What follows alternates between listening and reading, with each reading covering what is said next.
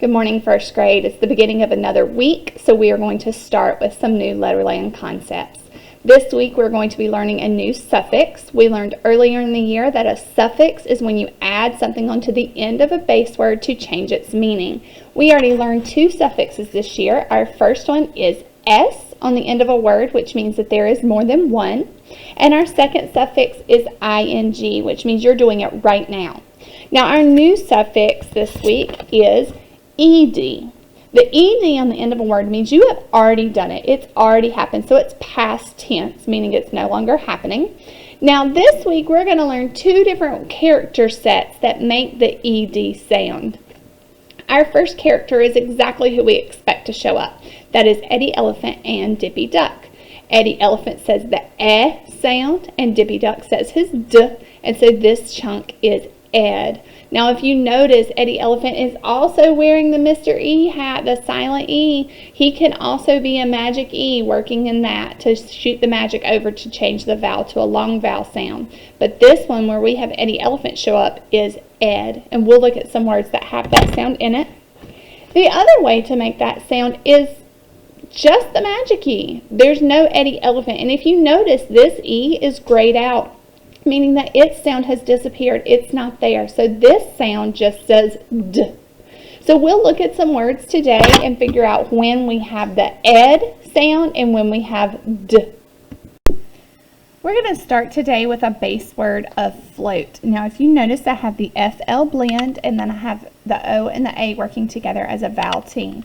Now if we think about Walter Walrus might want some floats to float in the pool. So he is going to buy floats, meaning more than one. Now when he gets those floats, he can get in the pool and he will be floating, meaning he's doing it right now. But when Walter Walrus gets tired, he's going to get out of the pool and then he will no longer be floating. He will have floated. So there you can see how we take the base word of float and then we change it to change its meaning from floats to floating to floated. And there we have Eddie Elephant with Dippy Duck showing up to make the ed sound. Here we have another base word of load, like to load something into your car. Here you could take 2 loads of trash to the dumpster. That S on the end of the word means that there is more than one. And while you were taking those loads of trash, you would be loading them into the dumpster. Then after you're done loading them, you will have loaded the dumpster full and need to take it out. Here we have a very familiar base word of play. Now, I know what you're probably doing right now at home is playing. Now, if I were to change playing to mean you're no longer doing it, I would add that ed ending. But does it sound right when I say play ed? I played my game? That doesn't sound right to us. So what we have here is just the magic E showing up with no Eddie Elephant who has disappeared. So this word is just played. So now we're going to look at some more words with the ed ending to mean we've already done it. And we're going to look at what we see in them, what spelling patterns we have, and whether the ed is saying ed or just d. My first word is rested. I hear the ed at the end of the word, and my base word, if I cover that ed up, is just rest. This next word is folded. If I cover the ed up, the base word is fold, and the ed says ed. My next word is needed. Again, if I cover that ed base word up, is need. And in this word, I have my ee vowel team, and I hear the ed on the end of the word. My next word is weighted. Cover the ed up. I have the base word of weight, and my vowel team in the middle is ai, and I hear the ed at the end of the word. My next word is floated. This is the one we talked about first. Cover the ed up. My base word is float. My last word is heated. If I cover that ed up, my base word is heat. I have a vowel team EA and I hear the ed. Alright, this set of words has the ed ending as a suffix, but these set just have the d sound on the end.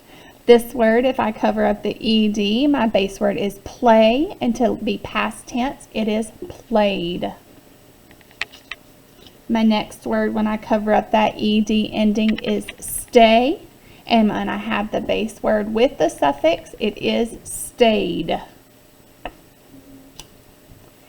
My next word, if I cover up my ed suffix, it is mail with the AI vowel team in the middle. So my word is mailed.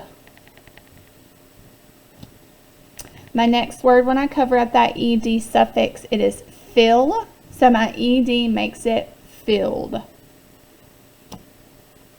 My next word covered up, ed suffix. I see an OW vowel team, which says O. So the word is show, or it can be showed with the vowel team. My next word, cover up that ed suffix, the word is spill, and when I mean I've already done it, the word becomes spilled. And the last word for today, if I cover up that ed suffix, the word is call, add the ed, and the word becomes called. So there is no rule as to whether it has the d or the ed sound. But what we suggest is just to take and cover up that ed ending to figure out what your base word is. Like here is need. This base word would be call. And then figure out which makes sense when you hear it. Is it called or is it needed? You have to figure out that the word that makes sense is not called, it would just be called, and the word is needed. That helps you determine whether you're going to have the ed sound or just the d. Here are our word detectives for this week. Again, this week what you can do with the word detectives is have your students read them until they can read them fluently without having to stop and sound out all of the words. Then once they're done, they're going to be looking for the pattern that we are learning this week, which is that ed ending as a suffix. What they can do is they can underline the ed when they find it, and then have them cover up the ed and see if they can figure out what the base word for each time they see ed is.